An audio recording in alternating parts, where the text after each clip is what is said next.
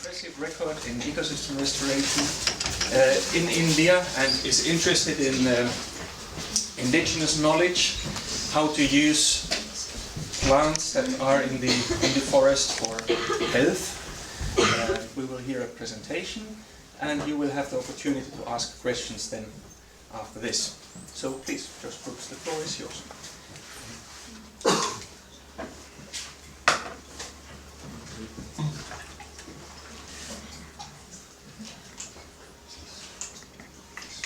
Is it better? Is that okay?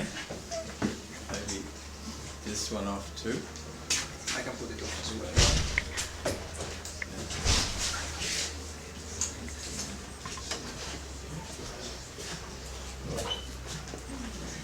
Good morning. We may need to close the windows. Mike, how's the sound? Do I need a mic? No. We'll try. Just tell me if it's not loud enough, yeah, at any point. Yeah, it's good to be here. It's a long way from South India. Some of you have lived even in South India, I know, but I'm just not exactly qualified in the sense of universities and things like that. I'm just sort of an old gardener from South India. I've been there quite a while, about 43 years, but I grew up in Tasmania, which is a very nice place too. This is actually Tasmania. But the point of it is that Tasmania is a wonderful place, but it's a very sad history. By about 1857, the last of the Tasmanian full-blood Aborigines died. The British, in their very efficient way, had wiped out one of the oldest peoples on the planet. It's a bit like shooting yourself in the foot. I mean, it's silly. With that died all that incredible information about how people live in spaces. And these people, of course, had lived there for 40,000 years. Their records are 40,000 years unbroken about how they lived with the plants, with the animals, in their dream time. Some of you know about the Australian Aborigine the mentality or the way they look at the world. But this was a pity, because the knowledge, of course, goes with them. And the wealth of any place is really between the ears of the people, not in the banks, that's for sure. They were extraordinary, and they had been there for 40,000 years, separated even from the mainland, because there were 200 different sorts of Aboriginal groups in Australia anyway. But 10 days ago, I took this picture in South Africa at Platfontein of the Sand people. Also, the oldest people of Africa. The oldest people, that means people that have been pushed perhaps into Kalahari deserts or right on the edge, but they also, as you know, survivors. They could live off practically nothing. They knew where the water was, where the roots were, where the plants, and it's this knowledge that's so special. I mean, I know it's part of, I think, the theme of what people know about their plants. I don't know what the studies are on the plants of this part of the world at the moment. We're not so much into herbal medicine, I know, even legally. I see the plantations at the side of the road, but it's part of the story. Can we respect again our indigenous vegetation? Just to jump into it, it's kind of nice that we're about to publish a document of 200 edible plants of our tropical dry evergreen forest. And that's the wild forest of southern India. Edible for humans. Leaf, root, berry, whatever. That's useful information. who knows, maybe the supermarkets will close one day, yeah? If it all really collapses, then we've got some information that is very useful. And that wild food is really, it's usually got the best energy. These people know it, otherwise they couldn't live in Kalahari deserts or whatever. Yeah, standing on this little hill 10 days ago, a piece of land, this land has been given to the Sand people finally, dispossessed by everybody, from the tribes to the north, the Zulus, whatever, before the Dutch and everybody else and the British and everybody came to Africa, pushed to the edge. But these stone axes found here were 500,000 years old. That's sort of almost geological time. It's quite nice. So, yeah, they're pictures, yeah, recorded just like the Aboriginal pictures, very, very old. This is 3,000 years old, this picture on the rock. Yeah. So, it just jumps back to Tasmania. Don't worry, we will get to South India, but I just wanted to introduce it because it's where I come from. It's where I come from, and in the caves, high up in this gorge, were the paintings similar to the sand, done by the Aborigines. Unbroken history, I think, 40,000 years. The government, in its wisdom, of course, wanted to dam this river. Yeah? They're pretty good. They wanted more hydroelectricity or something like that. So, this picture was used in a campaign, on the last days of a campaign, which brought down the central government of Australia, the national government. People just were asked, it had a thing on it, do you want this or not? They brought down the government. The new Prime Minister declared that the dam wouldn't go ahead. We were quite serious about it. Thousands of people went to jail. This is Tasmania. Went to jail, direct action, chaining themselves to bulldozers, going out, stopping this dam happening. I think what I'm saying is that Tasmania is a sad place from this history of the Aborigines, but the spirit of protecting the forest and loving the forest is really there. Tasmania is the place where there was the first green political party on the planet, before Petra Kelly, before everybody else was doing things here. Die Groene, was it? Anyway, yeah. But Tasmania is an interesting place. It's got a beautiful consciousness, which I think is carrying on this love of the land. Yeah, it was serious, and it brought down the government. So, to cut a long story short, I left Australia and lived in different places, and then found myself perhaps in a garden in South India. This garden place, it was a jewel of the British Empire, southern India. Very, very productive, but societies that lived in the garden with its temples, active temples, and its tanks where you washed before you went to the temple, and you came immediately to these special gardens, the wild gardens in the sacred forests. This is a very popular part of the world. Everyone's been there, from the Etruscans, the Egyptians, to before the Romans and the British and the Portuguese, and everybody came to South India. Yeah, the ebony trees of South India, they're in the piano keys of Europe, I'm sure. Yeah, it's been ripped off. Marco Polo walked through there 500 years ago. Everyone came and took. And what's left, the best places, are the sacred groves, the little temple forests, where still there's the genetic reserve, from where we go to get our seeds, and where we did. We discovered those and collected the seeds, collected the plant material to rejuvenate the forests wherever we could. Yeah, it's a place where water retention landscapes, which is a sort of buzzword at the moment, to keep the water, was done 500, 600, 700 years ago there, which allowed for civilizations, another crop of rice, and these ponds going through the whole landscape. So we're in '69, And I wandered out of the sunset and discovered this community starting.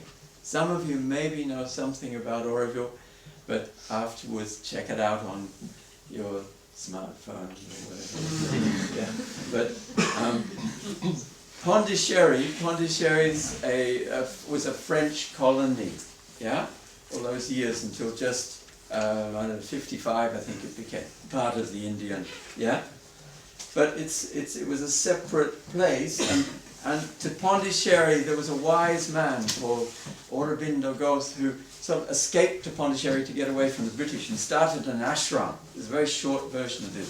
Started an ashram, a community, which in '69 was about 3,000 people, with its farms and university, or wonderful schools and research places in the town of Pondicherry. But by '68, you'll see in a minute, that the ideas from Aurobindo and a woman who became known as the mother, who was his sort of Shakti, who created this ashram, dreamt up the idea of having an international township. So just north of Pondicherry, about 15 kilometers, the brief was that in this empty place was going to be an international city of peace and harmony and whatever, yeah? So that's where we are, in southern India. You already start to see the lakes along the coast.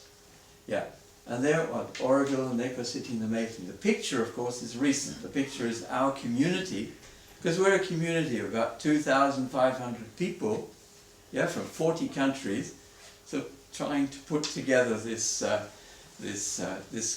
community, but this township. Because the brief was to create a town, a city of 50,000 people. But that's a picture of now.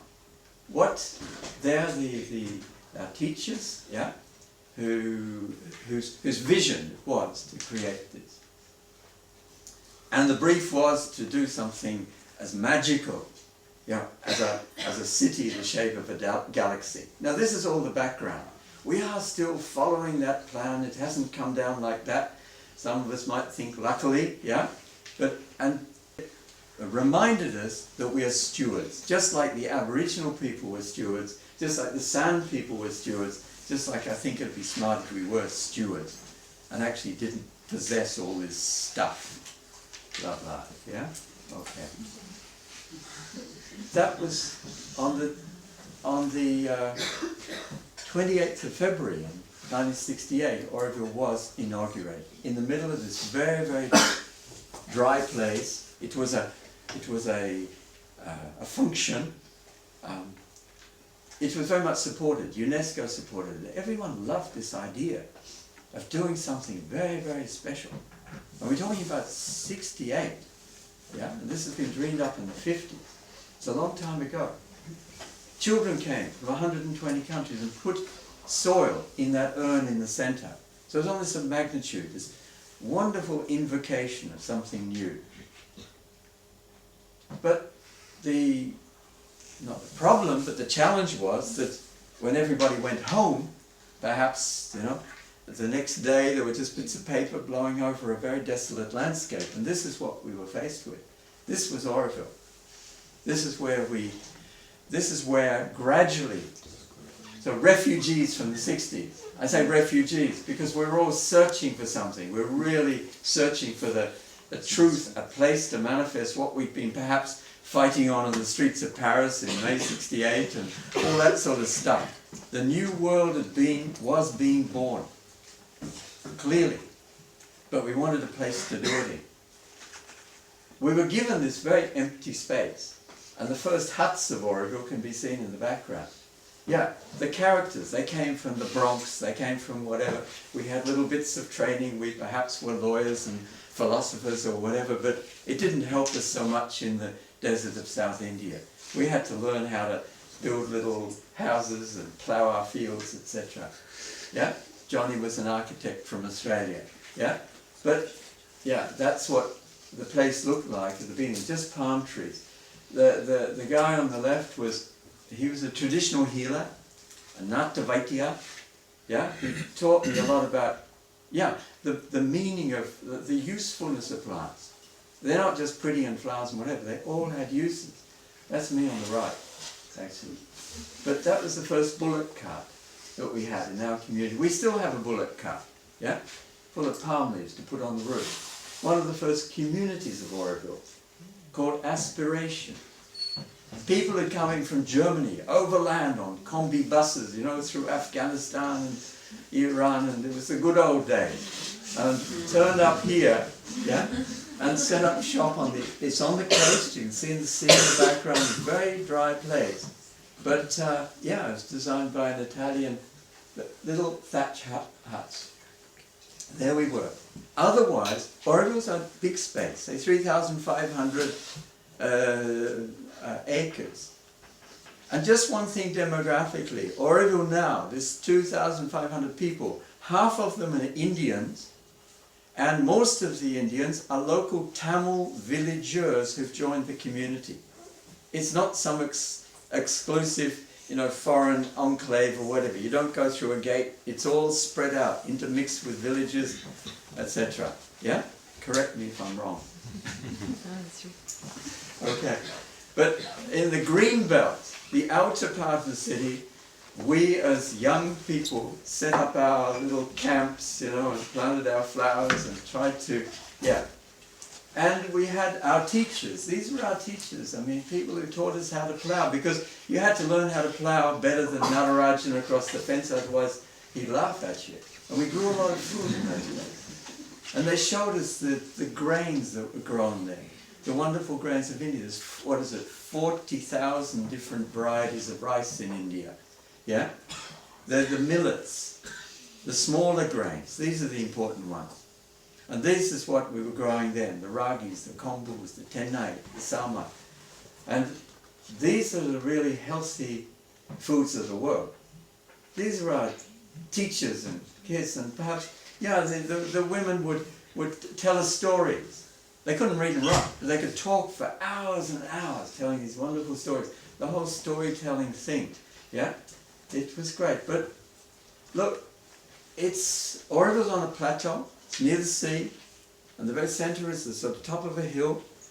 But we realised soon that we had some problems. These canyons went deep back into the sea, and when it rains, the soil melted. And this is in the tropics. Water should not run.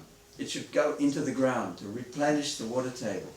And the vegetation had gone, the erosion had started, the sea got red for 20 kilometres up the coast. You know, it was like the blood of Auroville, and how the hell can we build this city, you know, if the very foundations were being washed away? It was hard. So started this process, you know, of bunding, making bunds across the landscape. This is a very old photo. You see, we're working with the people, yeah, wearing traditional clothes and whatever. We're all young and beautiful then. And, yeah, and gradually the little earth dams, gully plugs, this was to help this zero runoff. Yeah? Traditionally forests, I mean, they do this, and we had to bring back the vegetation. Check dams. We drilled wells. The water tables are 100, 120 feet. By hand. Turning it round, going down, then putting up windmills. First windmills were wooden ones. Wooden ones with canvas sails. Cretan design, you know, from Crete in the Mediterranean. It was kind of fun. Right. But we started planting, but we wondered what. And we were planting everything at first. We'd jump over gardens, we'd go to the botanical garden in Pondy and get things and anything that would grow. And also we were planting the flowers because people used to take flowers to the mother. And the mother gave the spiritual meaning, the energy of that flower. And that information became known as the mother's flower book. And so in the first years we were planting. It was great. We were planning realization and transformation and, yeah, power of the future and all these gorgeous names. But we hadn't worked out there was a guy called Linnaeus, you know, had been around and codified things, and yeah, that was a bit later, yeah. But at the same time, we started seeing indigenous vegetation in the little sacred groves. And then, like you're seeing here, this is about 700 years old. It's written in one of the local temples. Carved. It was carved then after they'd met they'd had a sort of seminar. Yeah, the poets of the region had come together, and they'd sung the songs of the animals and the trees and the plants, and it's recorded here. We could go back through that and see what plants had been there. We read that the Maharaja had been stopped by a herd of elephants 200 years before in this area. Well, that sort of indicated there was a lot of vegetation around. But where had it gone? As I said, everybody had been through there. When we dug holes for the first trees in Auroville, we came across megalithic Dravidian stone circles, yeah, about 2,500 years old of that. And then we came across the Roman cistern. It's on top of the hill. They probably put up, towers. They were watching for the next bottle of Chianti to come over the horizon or whatever. But there's a Roman port in Pondicherry. They'd been there. They had a settlement. Everybody was busy trading. So everybody's been there. Everybody's taken away what they could. And we were left with this landscape. But these were memories. And yeah, the trees were there. The wonderful trees of India that we celebrated, and the trees themselves, they can celebrate the last rays of the sun. And they're this extraordinary, you can see here that we start to discover this forest, the tropical dry evergreen forest. And that, so little of it is left. It was in these temple groves, which were protected because they had, the gods had protected them. And they're places of extreme beauty. Wonderful energies. And it's to these that we started to see the vegetation that should be in this place. And this is called the tropical dry evergreen forest. And there is not much left. It's just it's a strip of the coast. It's a coastal forest. And just going down the side of India, down to sort of Point Calamere. And we gradually started studying this. Started going to the botanists of South India, Father Matthews. And of course, the French Institute is in Pondicherry. It's a wonderful research institute that has done so much over the last centuries. We documented, in the end, some 150 sacred groves. GIS, GPS. This is a bit later, but we're beginning from the very beginning to be interested in seeing where the proper vegetation was. But this website and database is fascinating. The whole flowering, fruiting, and the meanings, the meanings, particular meanings of particular sacred groves, which sort of concentrate on different plants. So little of it is left. You say 0.1% is left of this, and this was our challenge. Could we bring the TDF, this tropical dry evergreen forest, back? But it wasn't, as you'll see, just a botanical exercise. It went through that thing of discovering how to collect seed, how to process seed. There was no information on that. Do you soak it? Do you scratch it? Do you give it to goats to poo out? Because so many seeds have to go through the guts of birds or animals. This all had to be worked out. It was fun. And then we started planting and watering the seedlings with our bullock carts, and gradually it started to come back. Also, coming back even naturally. There's many ways of a forest grade. Yeah, and then the birds come and sit on the sticks, or any sort of twigs or whatever. Just put it out there for animals or birds to come and pass by, sit in, hide in, whatever, and bring seeds. This is one of the best ways but we really started from the beginning, particularly from the villagers, as you'll understand. The people who knew to tell us the uses of these plants. There's still 400 plants used in our area for medicinal purposes. The plant on the top right, the Mimsalon, it's actually the mother gave that name Miracle to that flower. But the juice from the seed, juice from the fruit, is rubbed into the palm leaf manuscripts that are engraved, some of them hundreds and hundreds of years old, to make the writing come out darker. So it's not just medicinal, there's so many other cultural uses. It supports this. It's not a flora, it's not full of lion-tailed macaques and tigers and all this sort of stuff, you know, from the Western Ghats, the high mountains. But it's a very delicate, very beautiful vegetation. Thick, rubbery, not very high. Why isn't it high? And why is it buttressed, this vegetation? Think about it for a minute. Why would it be not very high and buttressed? Very, very strong. We're in cyclone country. We're in cyclone country. Of course, you know, the climate defines vegetation. It's very clear. 5 years ago, we had a tremendous cyclone that hit Auroville and supposedly sort of devastated it. Many of us thought it was a great idea because it knocked out so many of the eucalyptus and acacias that had come from Australia that we used as pioneers, yeah? Which I think if we were, in retrospect, we probably wouldn't use as pioneers again now. But they went. They're brittle, their root system wasn't right, yeah? And they're just too tall. They got their heads knocked off. I mean, these systems are defined by eons, yeah, of development. Yeah, the animals are wonderful, and they're coming back. They're very, very much coming back into our forests. We're full of the porcupines are becoming a problem. Yeah, I think in Sadhana they were. Yeah, but yeah. Yeah, we started to grow a lot more seedlings. Look, from the beginning, we've had a nursery in Pitchandikulam for 40 years, non-stop, all the time.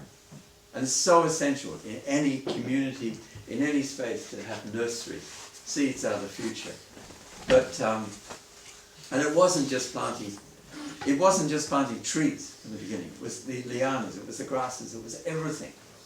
In, you know, edges, etc. And then the best thing is when natural regeneration starts happening. You know, once you've got something, then the birds, the animals, they come through, they bring in the real, truer vegetation. You're not creating a forest. You know, people say, oh, what a nice forest you've made, you know, as if you, yeah? No, you're only creating the conditions which eventually the true forest will come. And this is, yeah, so the early 70s, this is the same place. Success was one of the first tree nurseries in Auroville, the name given by the mother. But you see the same, and this is a road outside of our particular settlement. We planted the trees with baskets around them, you know, to protect the little trees. And the pile of sticks on the right, a village lady, she's put it there on, it's a little bridge. She's put it there to have a rest and whatever. But they loved this way that we were planted because we created all this wonderful material that they could take home at night and cook their rice on.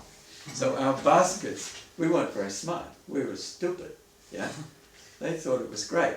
And so gradually the protection sort of disappeared into village fireplaces. And we learned how to plant bigger trees in public spaces, tall ones. 2-3 meters tall, put lots of thorns around it.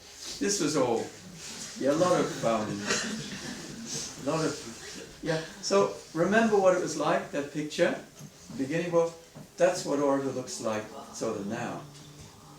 So that's, you know, there's many, of course, more details and stories, but this was a journey particularly into understanding what the true vegetation should be. In Auroville, a lot of acacias were used as pioneers in places, and some of it was not very well managed, and there's some areas which are much more sanctuary than others. And Auroville is, it's woodlot and sanctuary and gardens and farms, etc. Just to move to where we are, there we are, is Auroville. We call this our sort of bioregion. Let's call it 800 square kilometres, that triangle around the Calaveli Tank. And the Calaveli Tank is the second biggest wetland on the east coast. When it's full of water, it's full of flamingos and wonderful, wonderful species that come from a long way away. You see the little blue points, that was my point of water retention landscape. They're all made by people, those little lakes. And that's the beauty, the strength, the wisdom of South India. It's an incredible system where India is full of river civilizations, but also tank civilizations. Yeah? Where they created enough water, they could keep enough water to have another crop of rice or to feed more people. One could even question that, you know, whether they went overboard, and maybe that's why there are perhaps too many people. But it was efficient when there was just, I'd say, 200 years ago. When you start to get too many people, then you start to cut the forest down. Because above each of one of those tanks should be a little village forest. That's in the watershed, which becomes the sponge. Just like the most important function of trees is to be the sponge. And it's interesting here because I remember 30 years ago being told by an Indian forester, very high official, yeah, we have been told to grow school books all over the country, because that was the issue, education. We had to educate everybody, and we needed that fibre, that viscose, whatever, to make the books. But about 10 years ago, one forester told me, just very quietly, very sincerely, we've just been instructed from the very top, Delhi, the whole country. Now we have to produce something else. Can you think of what it would be? What have they been asked to do?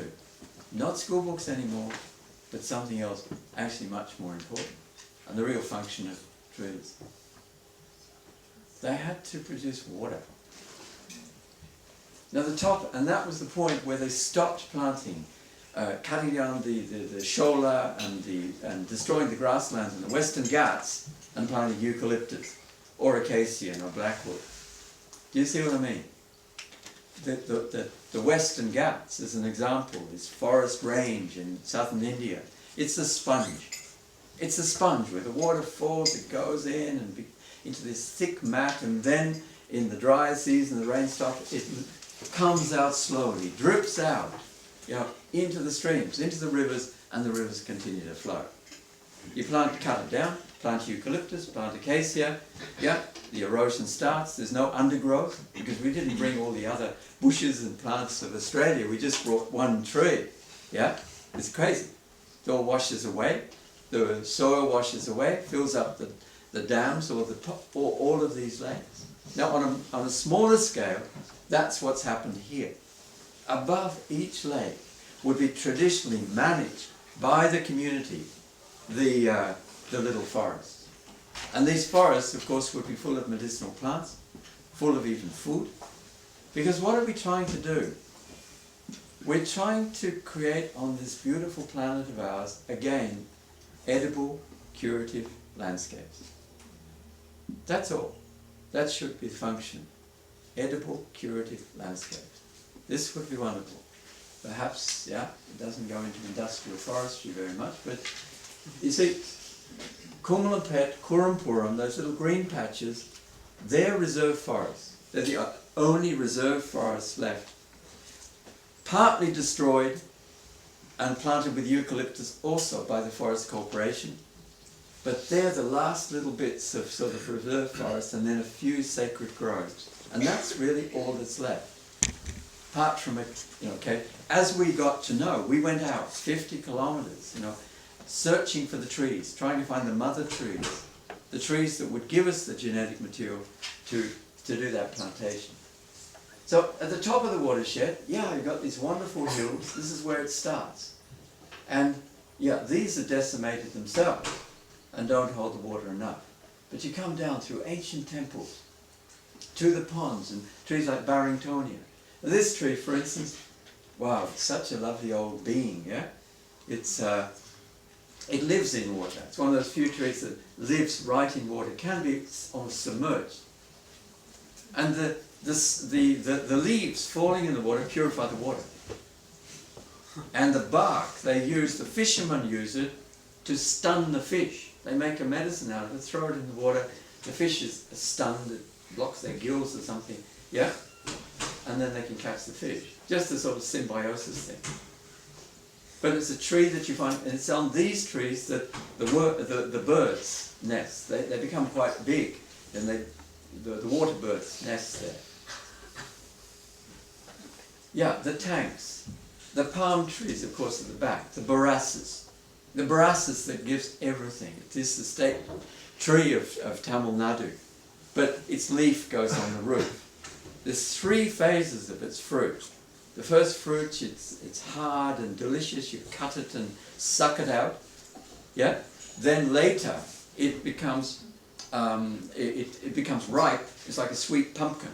You put it in the fire a bit and then just suck all this lovely sweet gooey stuff out of it. Before that, at the beginning, before the fruit comes, you've tapped it. So that the tappers climb up, put a pot, tie a clay pot under the flower stem, and each day cut a little bit of the flower. This juice. You take it down in the morning, you drink it as palm juice. In the evening, if you left it up there, then it becomes booze. Yeah? So if you can climb the tree, or you climb it first before you drink it. But that's the local hooch. Yeah, it's the toddy. The palm toddy was very healthful. In Ayurveda, the Indian system of medicine, they advise very much to have a glass of that in the evening. But it's a wonderful tree. Yeah, and the wood is used for construction too. If it falls. Yeah. But these were, through this landscape, this is rare to see now, but the simplicity of systems. Do you understand what he's doing? He's lifting water. This is a sort of bucket. He just walks back, he's got a weight on the back there. This is on a fulcrum. It swings up, lifts the water, swings it round into the rice field. But that sort of dance, just taking 2 steps this way, 2 steps back, he can move the water up and down like this. Very, very simple yeta. This is also rare. I have seen a few around still, but to lift water, say a meter, up into your rice field. That's nice, because you can't do it without singing. You have to all sing together while you do it. Yeah. And it's really difficult to sing to a diesel motor. But, yes. He's been collecting the lotus flowers, yeah? And he's got them on his head. He keeps them on his head, swimming around. That's, yeah. The lotus flower, yeah, these are the sort of connections where the lotus flower is used for heart medicine. This is signature of plant stuff. This is where your professors will really begin to doubt what I'm trying to tell you or whatever. But the signature of plants, and it comes in many, many forms. The form of the plant indicates perhaps what it can cure. Yeah? And lotus is heart also. There, the birds nesting in the Barringtonia trees. Remember I showed you that Barringtonia, the beautiful wetlands. So these coastal ponds just in from the coast, yeah, which have a unique ecosystems too. I show this one because Nadaraj, he's a friend of mine, and he's a 12th generation traditional healer. He's an eye doctor. I've actually filmed him performing eye operations, cataract operations, in his house in the village, with instruments hundreds of years old. Now, that obviously wouldn't be allowed in Germany, whatever. And the medicines they're fascinating because these medicines are made out of herbs, and they're made into pieces of chalk. And you rub the piece of chalk on a special stone, and most of his medicine is preventive, just to give you really good eyesight. But the thing of these medicines, they get better as they get older. So it's sort of not quite the same as here. You've got the use by date on your bottle of medicine. You can't use it. This one gets better as it gets older. So his son came and did his PhD with us, and he's still practicing and writes books and works with us a lot. This is a really fine example of how a tradition is carried on. And this is very, very detailed stuff. I mean, there's books written about his practice, but there he is in his village. Yeah, nice man.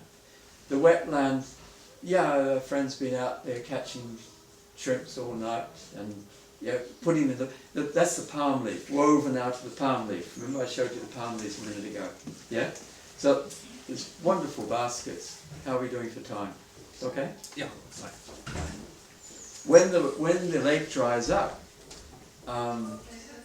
yeah, they cut the grass and the thatch and then put it on the roof.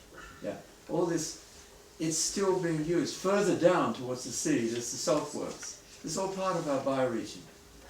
And yeah, there's patterns of people still rarely, because the motors come in and the mills come in, but here the bullocks are turning round, yeah?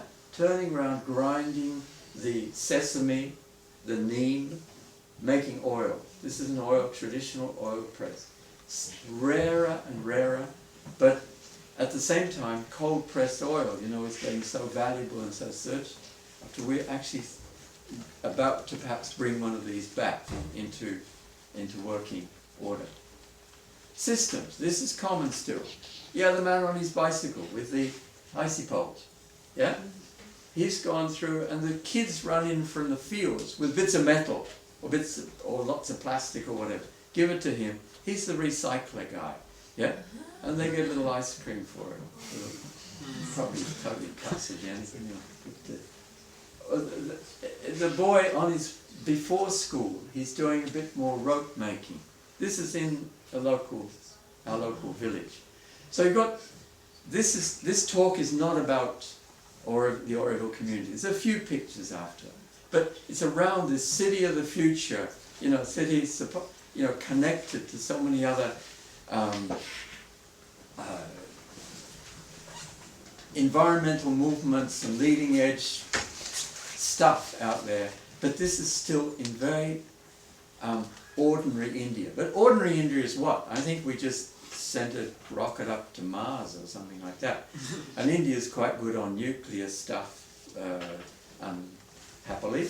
And you know, India is out of control. It's huge. It's big buildings. It's this man. But India is still a huge part of it is the village. And our work, as the next slides will sort of show, that the other real work, apart from bringing back edible curative landscapes, is to bring back plenitude, energy, positive energy into the rural sector. I've just come from a workshop or a conference in Switzerland where a young German talked intensely about his experience of the villages of northern Germany totally emptying and how he's creating a community there. And the emptying villages syndrome, whether it's in America or Australia or France or whatever, or India, is the same. So we've got a problem. We have serious problems. We have serious problems when everybody wants to come to the city. What happens to agriculture? Is it just going to become some sort of dream of Monsanto or whatever? Yeah? Totally controlled? Is it? Or are we going to get back to something, that gives us hope again, I think, for us as a species? Anyway, that's another story. But still every year, you know, once the god is put in the chariot and pulled round the local village, yeah? Please understand, these are not old pictures. I think any of you who lived around there, this is as active. All the temples are being rebuilt, painted, whatever. It's full on. All the ceremonies are being observed. This is a kilometre. This is inside the community of Auroville. is Ilinjavati, fire walking. They're just getting ready for this fire walking ceremony. Next thing they'll drink a big bucket of chili, yeah, to make them sweat, and that makes it easy to walk on the fire. But everyone goes fire walking. All the people working with us, some Aurovillians, yeah, different countries, and the bank manager and the computer guys and whatever, everybody goes for a little fire walk, yeah. It's good. But I'm saying these systems, these celebrations of the passage of time, of festivals, of coming of age, of marriage and whatever, this is very, very important. It's not getting sort of less. Or Pongal, yeah? Pongal, which is the harvest festival. Everyone cooks their first rice in a pot. Very complex. All the herbs and the traditions and the cultural aspects, the twigs that have to come into this ceremony is huge. Yeah, and this was last year. One point of the year, the ragi is cooked, and everybody in the village brings ragi and puts it in a big sort of container in the middle of the village. It's blessed, and then in the evening everybody takes it home. We took some from our community to the village temple. In the evening you get some back. Yeah, ragi is millet, the millet porridge. As I said before, millets are super important. I think much more important than rice. And how now there's a movement even in government which we're very much involved in. It's called a millet mission, to bring the millets back, yeah, to Tamil Nadu. Yeah, or the duck lady who wanders through the landscape, you know, after the harvest with the ducks that eat the, you know what, in the rice fields. And these are traditions, or the little kilns to make lime out of seashells. Yeah, the harvest of the watermelons. Or at the temple where the pots on top are the pigeon nests. So each house has a pot with some pigeons in it, and they can go and collect the eggs from there sometimes. Traditions where ecological traditions are mixed up with temple. Right. I'm just jumping now to Pitchandikulam. This is the forest that I sort of started planting in 1973. And now we've got a centre, an office, a research centre. Perhaps we've got about 120 people on our team. We do have people much more educated than me who are botanists and biologists, and they're clever. And so there's a certain science aspect to it also. This is important, I think. We did our science. We really got the botany very, very right. And I think the Auroville botanists know as much about the tropical dry evergreen forest as anybody. Our website, our herbarium, this sort of thing, it's good. But to know that, and then to end up with the capacity to do teaching materials of what the plants or the animals or the fish or whatever, the real thing, it's good. It's not just some lessons to the kids on global warming or whatever. We want the science of this, and this information, of course, has come very much from the local people. I'll talk about that in a moment. Yeah, yeah. Well, let's see the next slide. Yeah. So this is a process. It must have been in the late 70s, 80s. We started working with a national program of bioresource. Document what people know in their communities about plants, animals, technology. Yeah? And literally we'd sit for days and days with the people in their huts, on their verandas, finding out how they were using their bioresources. It could be the fish, it could be the soils, it could be, and this knowledge in principle is a national program, and where it can, it goes back to the community in their local language, of course, for them to own. It's their knowledge, and this is great. I mean, think of this on a level of a scale of India. If we can do this right, it does help with biopiracy too. And it came a bit from the biopiracy story, you know, so many people coming in and trying to patent neem or turmeric or something like that, yeah, that sort of thing. So here we're talking to the traditional healer, and what we did at this time, we formed a sort of association of about 300 traditional healers of our area and started honouring them. And we was working at that time, we began to work with a group called the Foundation for Revitalization of Local Health Traditions, FRLHT. That went on to become a university, a centre of excellence, and when I say we, there's several botanical gardens, Shakti and Pitchandikulam. We're part of a national network researching, documenting, collecting seeds of, teaching, growing medicinal plants. Now then the next thing you say is, well, there's hardly any plants that aren't medicinal. That's one thing. There's hardly any plants in India that people don't have a use for. So but these people, like the traditional healer in the middle, he thought his world was finishing. He thought it's come to the end. The pharmaceutical companies, they're powerful, and they were just, 70s, 80s, wow, it's full on. And so they had, and plus their pharmacy had gone. Where had it gone? They cut down. I mean, the traditional healer's pharmacy is in the forest, is in the plants. If the plants aren't there, it's very difficult to practice. We found, for instance, with this website, and our connecting thing, it was what was in the different forests. We found the plants, and then there's a link to the healers of that area, and the healers that use a particular plant. Now, a healer might go 50 kilometers, 100 kilometers to get a plant. So practically, we could then see that we could find a place nearer to where he was practicing to plant the plant. So to get the plants back for where they were needed. But as the pharmacy went, as the pharmaceutical companies came in, these people thought their world was ending. I think this program of FRLHT, which is throughout India, has been a wonderful thing it's revitalization of local health traditions. That's the FRLHT thing. I'm not talking about Ayurveda and Siddha, the codified system. You can go to universities and learn all that. This is what the local people knew. That can sometimes be forgotten. Why is it forgotten? Because the people don't know how to read and write it. And so mother passed it on to daughter, grandma passed it on to, and that's what's important. That was what was being documented. It was a really exciting program. Yeah. Some of it was written on palm leaf manuscripts. Yeah, it's a piece of wood at the end, and then these hundreds of, with a string going through it. And it's engraved. It's not written. It's engraved with a very fine point. It's where the word penknife comes from. Because there was a blade on one side and a spike on the other.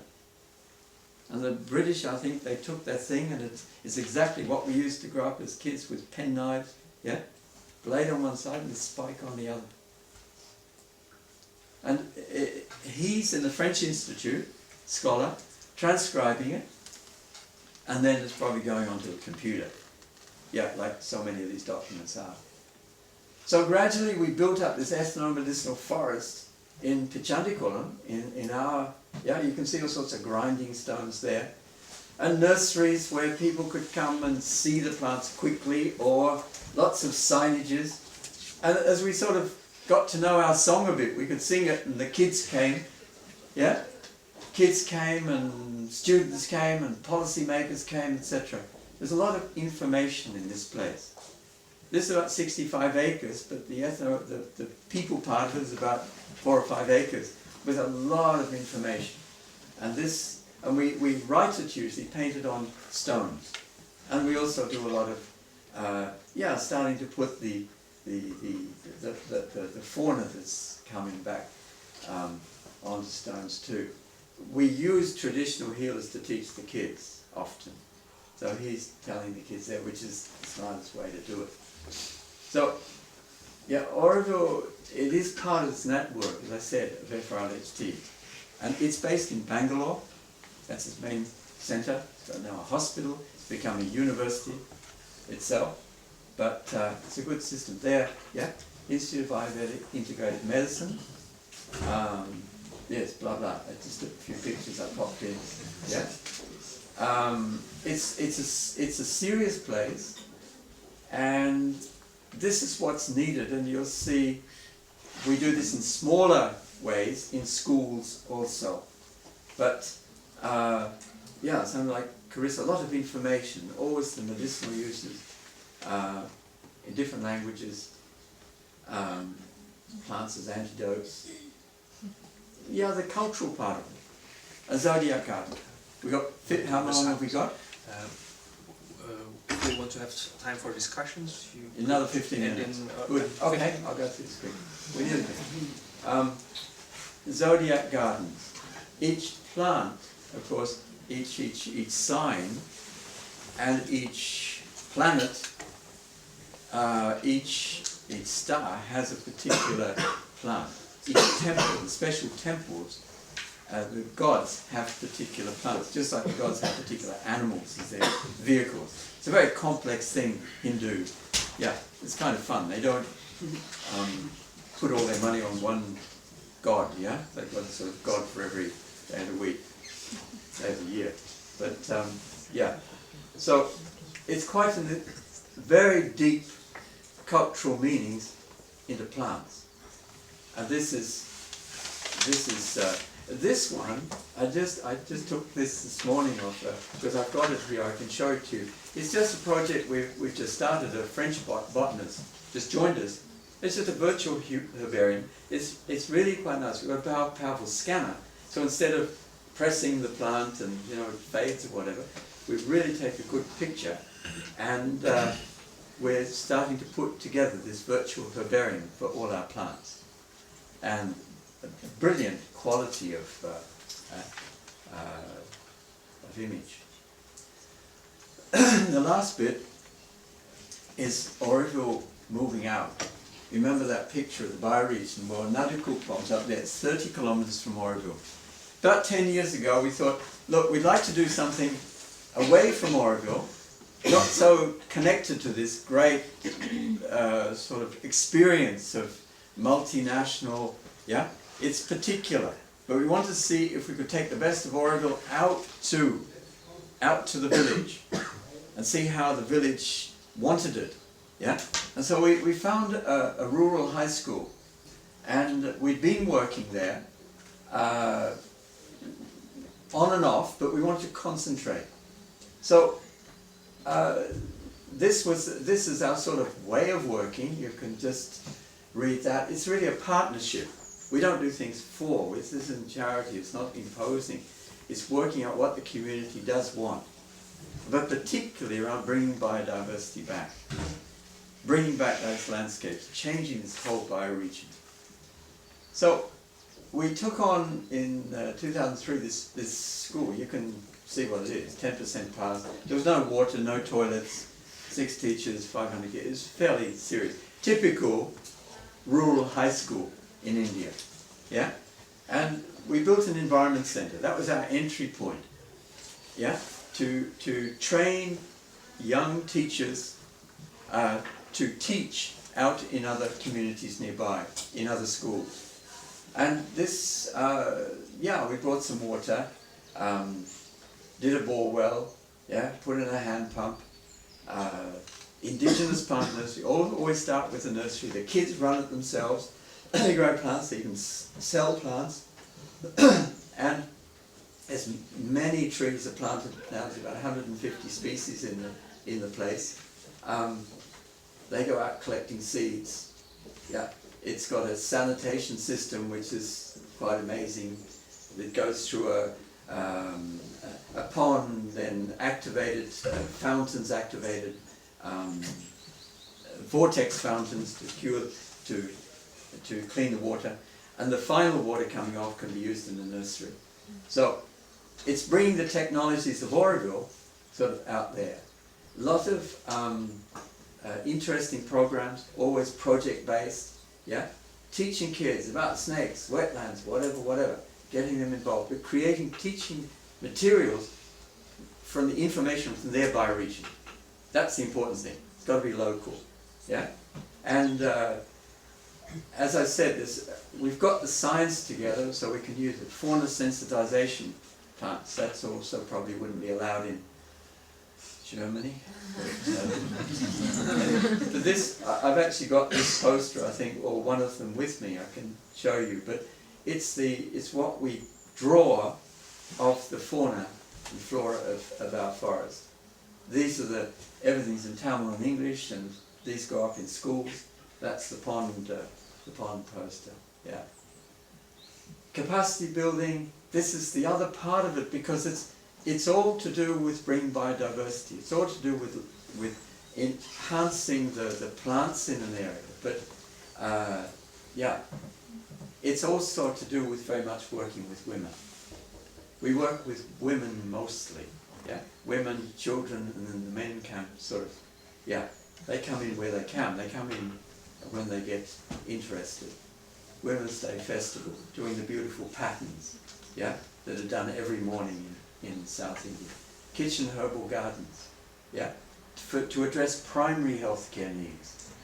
Primary health and women's problems. You know, the people spend so much energy and time going off a long way to get an injection or to find a pharmacy.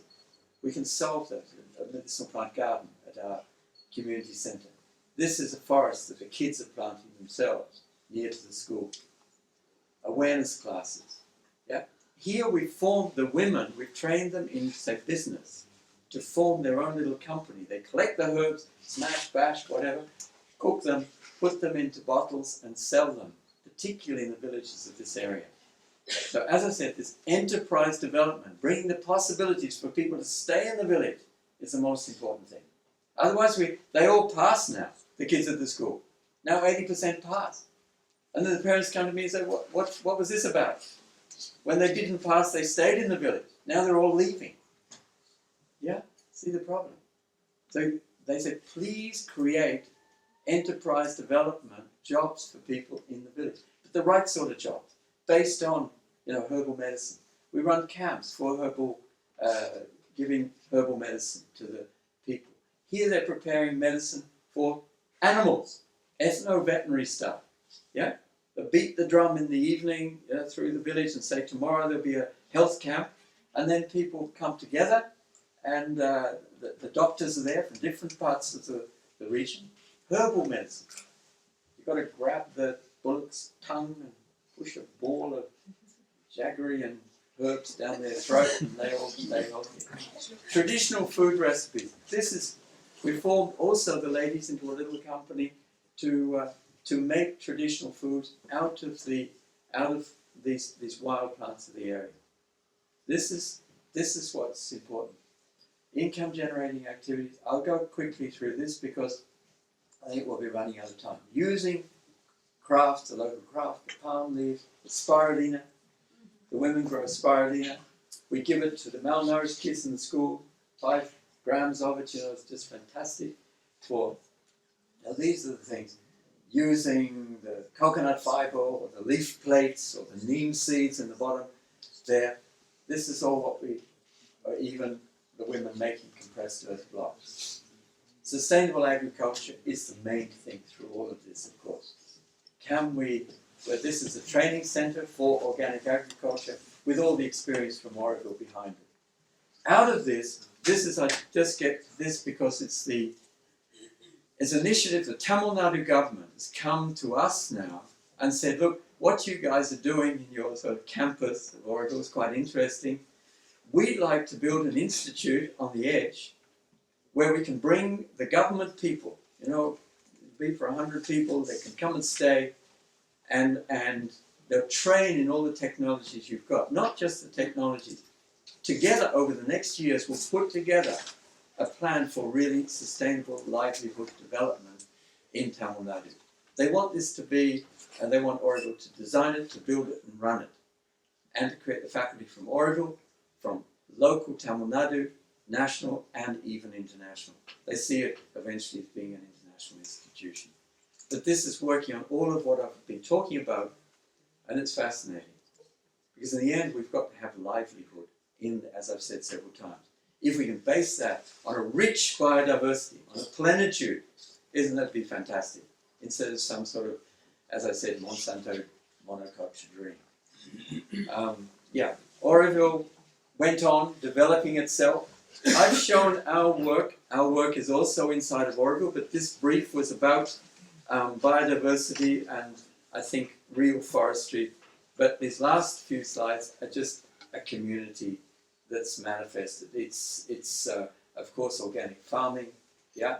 It's architecture.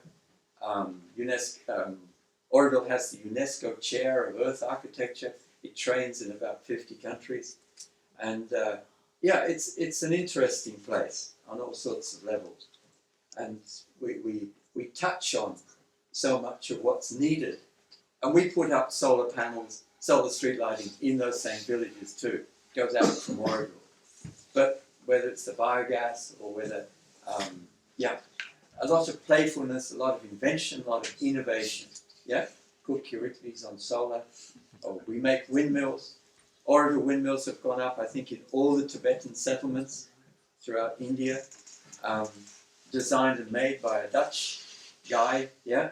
Auroville kids who put together different solar things. In southern forest, you make your energy by pedaling. I know I've sometimes got a slide of that. Or water treatment systems. These are all things that, whether it's for village, whether it's for town, whether it's all decentralized.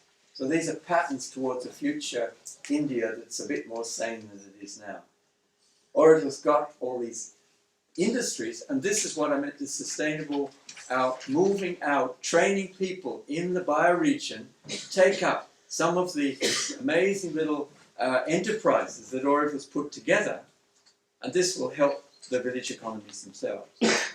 And as much as you can base on, you know, plants, food processing, value adding is extraordinary. But it comes from being able to plan.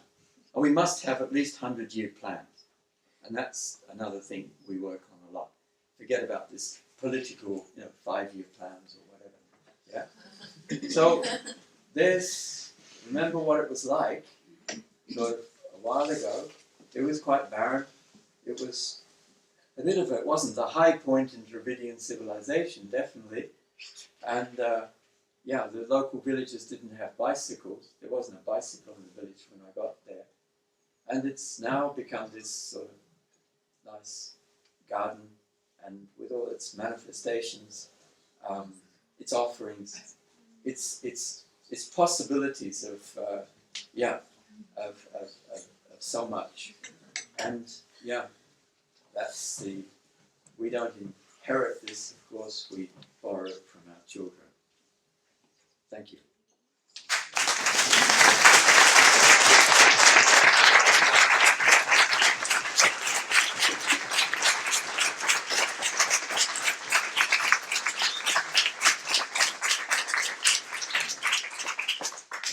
Thanks a lot for this really exciting presentation. I think you have shown how you sort of had a vision, and through trial and error and studying the local culture and nature, you have sort of creating something which can be a model for many places.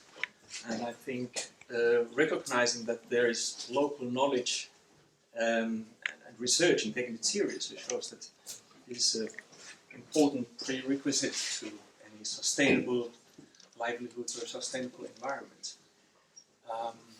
We do have some time for questions now. I'm sure you have many questions. Who would like to start?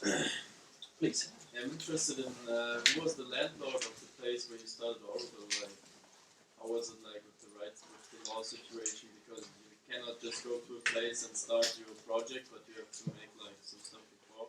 How was it? Like, who was owning the land? Yeah, good.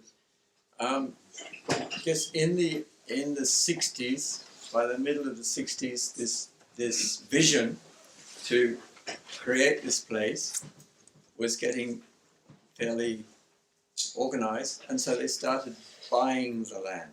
They bought this very wasted land, nobody was moved or whatever, only people that wanted to sell sold pretty abandoned land. That's at the beginning. So when we got there, I'd say in 68, in 69 when I got there, it would have been probably about maybe 1,000 acres had already been bought. It was bought by an organization, and I'll go fast forward to perhaps 10 years later, and this is the remarkable thing. the government of, I suppose, the supposed biggest democracy in the world, yeah, discussed the next step in humanity and the next step in evolution, yeah, for a long time, and passed the Auroville Foundation Act. Now that's amazing, that a government actually created the Auroville Foundation. And we are a sort of government institution. But from in all this time, up till now, absolutely up till now, and there's many sides to that, and we could talk about it a long time, nobody is ever forced to sell their land. When land becomes available, and if Auroville's got the money, it buys it. So this land is owned, say, by the foundation, to simplify things. And in those first years, in 72, you just found empty bits of land with an AV on a stone, you know, in 4 corners. Went back to the office and said, I could look after this if you'd like me to. It's almost like that. But the critical point is, I think I mentioned it, we don't own the land. Nobody, I have no rights whatsoever on that 65 acres of Pitchandikulam or the houses that I create. We don't own any movable assets. If you build a house, whatever, small, big, whatever, it doesn't belong to you. And when you pass on, you don't pass it on to your son or daughter or wife or whatever. And so that's another side of the thing. Does that answer it a bit? We just go on buying land as we can. So is it maybe possible that like the landlord at some point just tells you because they don't like what you're doing? Like for example, you were like Monsanto doesn't like what you're doing and they're just like making some corrupt stuff and so they kick you away. Would that be possible? Or? The Auroville Foundation? Mm-hmm. Oh, it's an interesting thought. I haven't thought about it before. I don't think about that, Susan. I don't think so. I think she's shaking her head. It's a little bit, look, can I just put it this way? There is this, the story behind it is why I showed Aurobindo, Sri Aurobindo and the mother. They were extraordinarily respected people. Aurobindo was one of the leading figures of the freedom movement for India. He was the intellectual, there's this huge story there. It's only when he was put in jail for a year and then escaped that he decided to go inside and not, but he's super respected. And his bust is there with Gandhi in the parliament. Meaning saying there's a lot of protection, amazing connection, and that's I think one of the great strengths of Auroville, that the government, it is a government organisation, and we can work with government as much as we can. And now government is coming to Auroville and saying, Institute for Southern India, whatever. And we're never saying we've got all the answers. We've got lots of problems and lots of shadows and whatever, lots and lots and lots. But we do have, we've got things to tell. And we're at a point where a lot of people come through. The day before I left, help me, 25 or 20 German volunteers came to Pitchandikulam. The last of what? I think 15 years of 10 years of volunteers coming. Some of them are sitting here who've been there. They come there for a year. They come for a whole year. Now that's a respect too from Germany, because that's through people like Isa and the organisation here, that it's a respected place where you can go and do that time. Before it was military service stuff and whatever, now I think it's something else. But anyway, we showed them around Pitchandikulam on their orientation day. It's a place where lots of energies go through, and that's an advantage, I think, too. Answer it. There's a question in the back. Apart from the Auroville, from the east side, are there further project predictions as far as ethno-medicinal practices are concerned, like in northern foothills of Himalayas or in western Ghats, where we are having plenty of biodiversity? Are you focusing over there or only in the east side, in Tamil Nadu? If we went back to the FRLHD story, FRLHD is working all over India. There's at least 50 centres, from the northeast to the Himalayas to, of course, all the way through the Western Ghats, and they're in Bangalore. So there's huge research and programs on medicinal plants through this FRLHT organization, the Foundation for Revitalization of Local Health Tradition. It's really good. Apart from many other organizations that are doing medicinal plants, of course, but FRLHT is a tremendous focus. Science, teaching, and medical research stuff. Does that answer it? Yep. Bit? Great. I have okay, there's one question, and then I will have a question as well. Speech about story of David and Monsanto in Canada with 10-year contract that farmers don't have a chance to make a legal move even towards the company. I was wondering if in India the existence and efficiency of Monsanto is as good as in Canada, meaning as good as in Canada. Is the efficiency of Monsanto as good? Yeah. I can't give a really detailed answer to this. I wish the information is definitely there and I could send. Monsanto, the direct action and the programs against are pretty powerful. Politics comes into it in a huge way. You know the problems. BT, you know, all the number of farmers that commit suicide every day, yeah, in India because of debt. And what it ends up with is that's the problem, the debt. We're part of organizations from that are actively opposing, and I think India will. No, I don't think they have the power that is in other countries. Monsanto, it was just last week, they'd come to some university in, and they were chased out. They were chased out of the university. That was a good thing. But this is it's monstrous. I was just in University of Bloemfontein at this conference, and we understood during the conference that Monsanto and people had just started a research institute, you know, and were paying for a big part of the faculty in that university. It was scary. We made it an issue in this conference too. What more to say? You can get it. Look at Truth Out, look at anything. And I could send you more. There's friends who are, and of course Vandana Shiva and others are part of our network. The important thing always is to work on the alternative. I'm a bit more in that direction. Apart from the activism, yeah, it's there. It's interesting saying this. One thing is, we are continually reminded that we are foreigners. I've been 43 years in India, but it's a reality. I remember way back in the 70s that some of us thought, my God, you know, they're starting a nuclear power station just down the road, we've got to do something about this. And we thought up some things to do. We were told very quietly and very politely by people in the community and around, you can do it if you want, but you'll be at Pitchandikulam Airport by sunset. Do you see what I mean? That's not from, it's about being sort of clever. There's so many people working on the Monsanto stuff, whatever. I'm not going to put my head up too high because I'd be out. Even, maybe not stuff, but it's complex. Do you understand? And that's a matter of, there's tremendous energies in India that are going to stop this.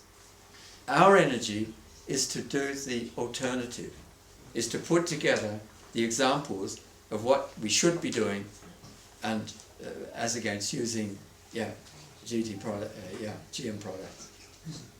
Yeah, something like that.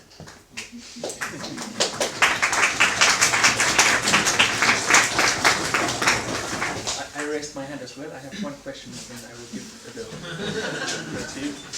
There is a lot of discussion about how the future city or town should look like, and I understood that you had a vision of a town of 50,000 people in Auroville. It's at the moment smaller than that, but there are in China, for example, ideas about micro-cities where you have 100,000 people in an area of 1 square kilometer, and then rural areas producing agricultural products in between these microcities. Do you think that the ideas and what you have developed in Auroville can be scaled up for this size of cities, or don't you think this will not be working? Absolutely. When one looks at the Auroville site and the complexity of the plans of how it developed, even the first models, I mean, we could have shown pictures of this, but it wasn't today's thing. But the deep thinking that's gone into this, but it's not just about economics. I mean, that's where my thoughts go, and that's the point with Auroville.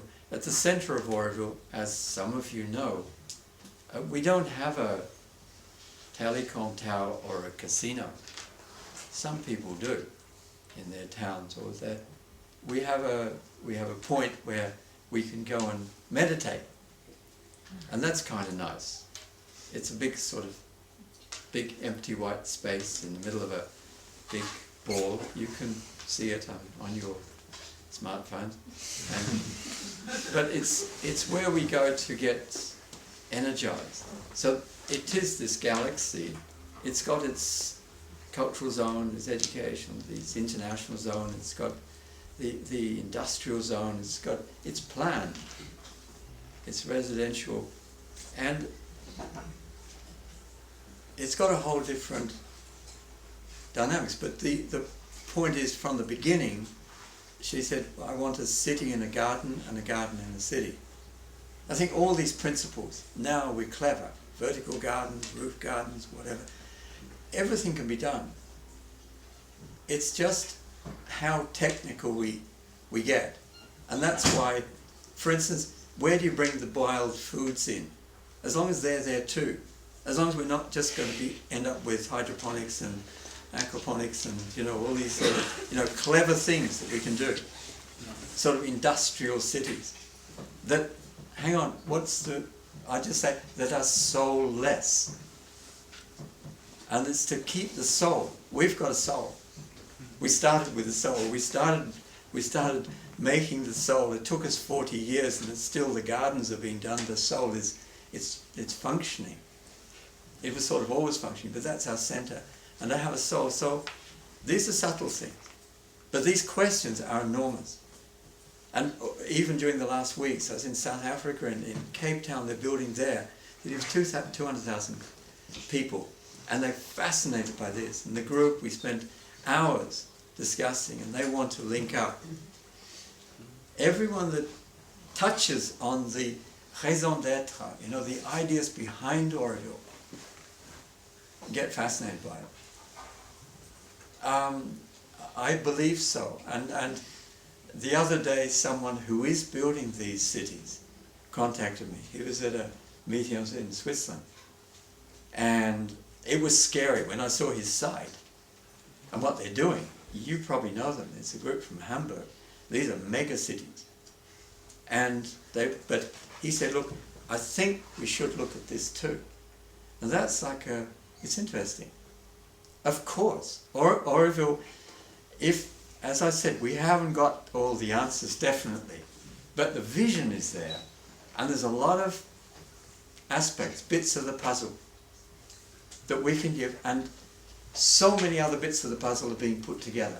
But so often it's saying, economic criteria. Can we make this all function well? But it might be, in the end, soulless. That's what worries me. Thanks a lot. There were two questions. Where we take both, and then you can answer it. Yeah. The first one. Okay. So when you started, there were a lot of people coming from all over the world trying to build something. Is it still like this? Are people coming from all over and trying to involve themselves? Yeah. There was another question. Maybe we take somewhere here. Somebody raised. I don't know if it's a bit too much for that frame, but I was also interested in the decision making or political level they operate, because we talked about a lot about decentralization and how we could get away from these big cities or big cities. So it would be interesting to see how do you decide what to do. And move side. In Auroville. Yes. Have we got an hour? That's what I said. That's touch on all of that. I mean, people are coming. This question, of course, that virtual herbarium thing, which is sort of that. I just print out a page. There's a young family to our community, and already, there's lots of people coming. It's open. People come as volunteers. They come to visit. Auroville can get several thousand visitors a day coming to the visitor centre. It's how can you absorb it, the question of housing, do they go and live at Saldana Forest, or they go and, we're not on Mars, we're not on the moon, and there's all sorts of, there are conditions and rules, and we are a government organisation. But it's open to energies coming, absolutely. You're asking about decisions, this thing of decentralization. I mean, obviously this is the answer. Can we create these small cities? Can we create community? I just come from a meeting of the GEN Network, Global Eco Village Network. Check it out, GEN. This is a beauty. We're one of the 4 older communities. The older communities of Darmanur, Italy, Findhorn, Tamera. Some of you might know Tamera. But these are older communities, like up even 40 years. And that experience of how to operate, how to organize, is fascinating. But the GEN Network has 60 communities as part of its family. And that's growing. The Global Eco Village Network. How do you organize? We went out there, we put up some little huts, and then in those first years, 71, we went back to the mother and said, right, we're here, how do we organize ourselves? And she said an interesting thing. She didn't think long, apparently. She said, I don't mind what it is, as long as it's not democracy. Right. And I think you all know what I mean. Is America democracy? Is India democracy? I've been through how many dozens of elections, and the money being handed out outside the booth, 1,000 rupee notes or whatever. No, please. We have to get, the new paradigm must be something really, really excitingly new. And there, the organization part, the decentralized part, and I think what comes into that is finance. We have to find a new financial system fast. Then, only then will democracy mean something. Democracy does not mean anything with the financial system we've got, with capitalism that we've got, with black holes of 60% of the money into strange places that we don't even know about, that are, pulling the strings for, all of us in a way. Keep free of that, but you know that. Sorry, am I saying the wrong thing? That's fine. It's my thing. But we've got to reinvent something. We do it gently, by being really clever. We come up with the alternative. And these alternative systems of organization, because the organization thing is the big one. How do we organize a group? How do we get to relate to each other? And then how do we organize on the level of countries? Wow. Does it make any sense? I think it makes sense, and definitely we need to find new agreements on how we live and work together. And I think it's quite obvious that we need to find new ways how to organize our economies. That doesn't seem to be a very sustainable path that we are going towards. But I'm afraid we need to end this session. If there is not one urgent last question that you would like to make. The students need to eat before the next lesson starts. Sure. Me too. Well, me too. So,